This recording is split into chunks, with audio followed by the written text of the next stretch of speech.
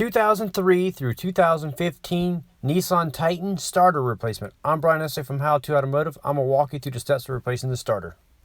The first step is to disconnect the negative battery cable.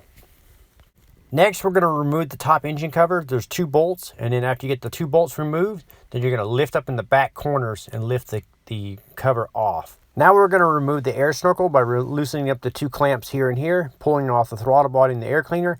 Then the vent hose here and the vent hose here you need to pull off. Next, we're going to unbolt the throttle body. We're going to loosen up the 4 bolts, and we're going to leave all the hoses and connectors connected, and we're going to pull it off and set it right here. You're going to need a 5mm Allen socket. To make quick work of that, I'm using the 2nd generation Milwaukee Tools M12 1/4-inch ratchet here. These just came out and they're quickly becoming my favorite tools in my toolbox. Once you get it unbolted, you're just going to leave it, like I said, everything connected to it, and you're just going to pull it forward and tuck it out of your way like this. Now we need to disconnect the fuel line. We're going to start by pulling this little plastic safety latch or cover here off and set it aside. Then you can pull it out of the loom a little further up right here. Pop it out of that. Next, we're going to need a quick connect tool to slide in here and disconnect the fuel rail. So that tool looks like this, and you just wrap it around the fuel line, push it in until it flares the little tabs open inside, and then you pull the line off. I will link the tool up in the description of the video. Here is the part number on the tool. So once you get the fuel line disconnected, you can just tuck it out of your way. Now we're going to just pop this little vent hose all the way off. So just pop it off the valve cover and pull it off and set it aside. Now we're going to disconnect the vent line right here. After you get that hose disconnected, then you can unplug all the fuel injectors.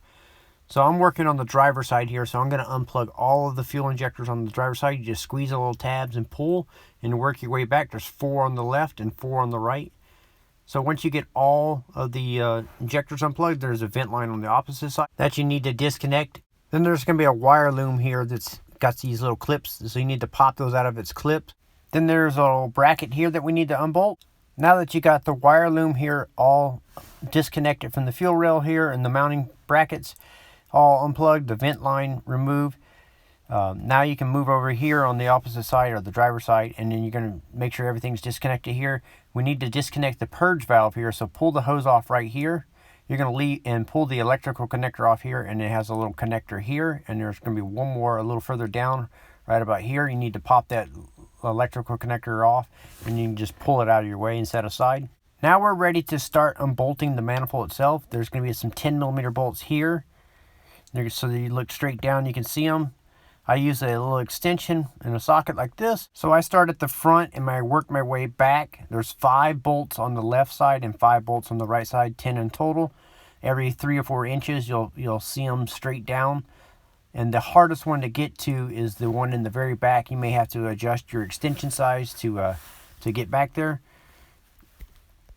So once you remove the 5 bolts on the driver's side, you can come over to the passenger side, start in the front, and work your way back. Once you get to the very last one, that one's actually pretty tough on the passenger side. It's just kind of you can't see anything, you just do it by feel. I'll see if I can get my camera back here so you guys can see what I'm talking about. And so if you look all the way back here, it's kind of tucked off into the corner here. Once you get all the bolts backed out, you can use a magnet like this to retrieve the bolt. So if you follow this plastic rail all the way back, is where the very last bolt is. So you follow it all the way back, and then you put your extension and socket straight down from at the end of that, and that's where the last bolt is. Now you can lift the intake manifold up and pull it forward. There's going to be one more hose in the very back for the brake booster. So the hose is going to be in the very back right here. You can take that off and set the intake aside. Now I recommend that you look down in each one of the ports and make sure that no debris fell inside. If it did, retrieve it out now. Now I'm going to clean all the ports here up and clean out all this debris. There's a rodent living in here, so I'm going to vacuum all of this out. You want to be careful when you're doing this to not knock dirt into the valves here. So to clean off the actual mating surface here, I used a rag with brake cleaner sprayed onto the rag to wipe off all the old oil and deposit that's on the surface. Then I took rags and I stuffed it in the ports. That way when we're working, no more debris or anything falls in. Now on the starter motor here, you can pull this little rubber cap back and remove the bolt here and pull the positive battery feed off. Then to get the other wire off the starter, you need to follow it back, and it's just behind the main wiring harness here is the connector. You can pop it off here and unplug it. Now with a flex head ratchet and a 14mm socket, you'll come over the wiring harness here in the back, and there's going to be 2 bolts that you're going to remove, one here and one right here. You'll crack those 2 bolts free on the starter and pull those out. Now you can wiggle the starter out. It may be pressed fit in there. It's pretty tight, so you may have to wiggle it. I actually had to use a little pry bar and pry mine slightly left and right like this, rocking it back and forth to get it to come out of the bell housing of the transmission. So once you get the starter free, the wire loom is going to be mounted onto the back of the starter. So you just flip it over and you remove the 12mm bolt there. Now you can take your new starter and position it into place, remount the wire loom here. So put the 12mm back on, and once you get that bolted back up, then you can take the starter here and put it back into position. So you'll slide it in and line it up. Now you can start the 2 bolts from the back and tighten those up. After that, you can take the electrical connector here and feed it back behind the wiring harness and plug it in. Then you can put the battery feed on and tighten the bolts up here and put the rubber cap back on. Before we put the manifold back on, we need to change the gaskets out. These are the part numbers. I will link it up in the description. To get the gaskets out, you just peel them out like this, one at a time. Once you get all the old gaskets material removed, you can go ahead and wipe it all down and clean it all up. Then you can go ahead and install the new seals into the intake manifold. Then you can reattach the vacuum brake booster hose. Remove all your rags here or whatever you use to block the ports. And then you double check one last time before you put it back on that there's no debris left in the ports. Now you can take the manifold and put it back into position. Now I recommend that you start all 10 bolts by hand. The way I do it is I take a socket, a piece of paper, and I stuff the bolt into the socket with the paper. That way you can take the extension and socket and hold it upside down without dropping anything.